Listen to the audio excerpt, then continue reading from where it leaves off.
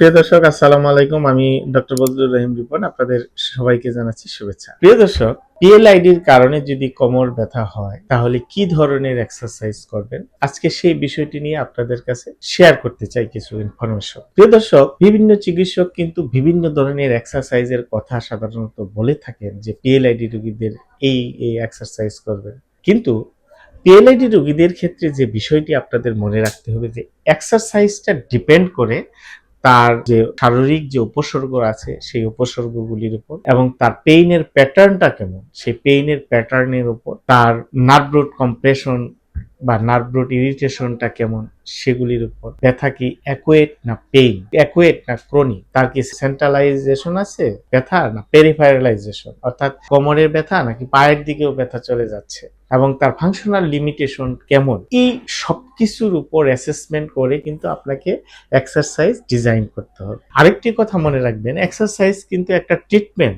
Scientific treatment. সুতরাং আপনি এই সায়েন্টিফিক ট্রিটমেন্ট দেওয়ার আগে আপনার অবশ্যই রোগীর সামগ্রিক কন্ডিশন অ্যাসেসমেন্ট করে আপনার এক্সারসাইজ প্ল্যান করতে হবে। মনে রাখতে হবে সব রোগীর জন্যই কিন্তু একই ধরনের এক্সারসাইজ নয়, এক্সারসাইজ ডিপেন্ড করে রোগীর কন্ডিশনের উপর। কারণ এক্সারসাইজ দেওয়ার আগে তার কন্ডিশনটাকে অ্যাসেসমেন্ট করে তার এক্সারসাইজের ইন্টেন্সিটিটা কেমন হবে, তার ফ্রিকোয়েন্সিটা কেমন হবে, তার মোড অফ এক্সারসাইজটা কি হবে, তার এক্সারসাইজের ডিউরেশনটা কি হবে, এই সমস্ত কিছুই কিন্তু আপনার সায়েন্টিফিক ওয়েতে হতে হবে। সুতরাং যত্রতত্রভাবে যদি আপনি একই ধরনের এক্সারসাইজ করেন তাহলে কিন্তু হিতে বিপরীত হওয়ার সম্ভাবনা আছে, অর্থাৎ ব্যথা কমাতে গিয়ে কিন্তু ব্যথা বেড়ে যেতে পারে। আরেকটি জিনিস মনে রাখবেন যে exercise always prescribe by physiotherapy specialist. আপনারা অবশ্যই একজন ফিজিওথেরাপি স্পেশালিস্টের পরামর্শবিহীন কোনো এক্সারসাইজ না করাই ভালো, বিশেষ করে পিএলআইডির ক্ষেত্রে।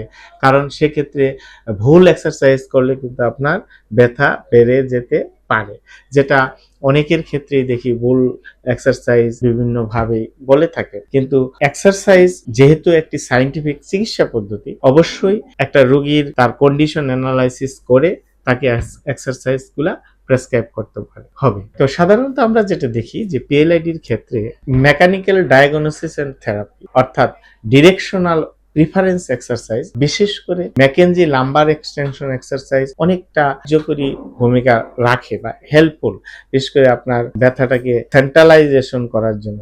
যে পায়ের দিকে যে ব্যথাটা যায়, ব্যথাটাকে আপনার কোমরের দিকে ট্রান্সফার করার জন্য, সেন্ট্রালাইজ করার জন্য, এবং এই লাম্বার এক্সটেনশন এক্সারসাইজ অনেকটা কার্যকরী ভূমিকা রাখে। এর সাথে আমরা যেটা করতে পারি যে নার্ভ রুট ইরিটেশন যেহেতু থাকে বা নার্ভের মধ্যে চাপ থাকে, নিউরাল মোবিলাইজেশনটাও খুবই কার্যকরী ভূমিকা পালন করে, বিশেষ করে সায়াটিক নার্ভ স্ট্রেসিং এক্সারসাইজ।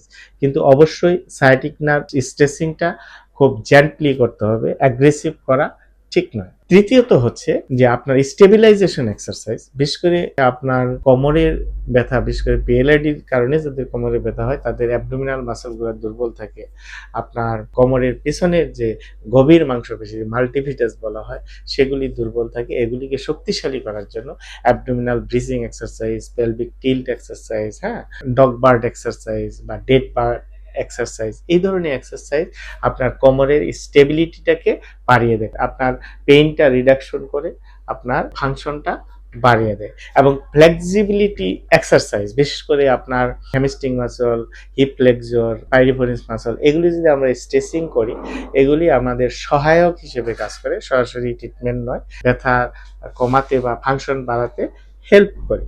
এবং তার সাথে আমাদের ওয়াকিং অবশ্যই খুবই গুরুত্বপূর্ণ, কারণ এই ধরনের পিএলআইডি রোগীর ক্ষেত্রে কিন্তু কমপ্লিট বেড রেস্ট দেওয়া মোটেই ঠিক নয়, তাহলে হিলিং আপনার ডিলে হবে। আমরা গ্রেডেড অ্যাক্টিভিটি বা গ্রেডেড এক্সারসাইজ, অর্থাৎ অল্প অল্প করে হাঁটা, অল্প অল্প করে কাজকর্ম করা, ধীরে ধীরে আস্তে আস্তে এক্সারসাইজ বা হাঁটাকে বাড়ানো, অর্থাৎ রোগীকে আমাদের অ্যাক্টিভিটির মধ্যে রাখতে হবে, তাহলে আমাদের হিলিংটা দ্রুত হবে। তো সুতরাং প্রিয় দর্শক, আপনারা যারা এই পিএলআইডিতে ভুগছেন, বিভিন্ন জনের এক্সারসাইজ পরামর্শ নিয়ে এক্সারসাইজ করে, কিন্তু মনে রাখ যে এক্সারসাইজ যেহেতু একটি সায়েন্টিফিক চিকিৎসা, সুতরাং অবশ্যই একজন ফিজিওথেরাপি স্পেশালিস্ট ডক্টরের পরামর্শ নিয়ে যদি আপনি এক্সারসাইজটা করেন সেটি আপনার পিএলআইডি কমাতে অধিক কার্যকরী। আমাদের পরামর্শ নিতে চাইলে আমাদের স্ক্রিনে দেওয়া নাম্বারে যোগাযোগ করতে পারেন।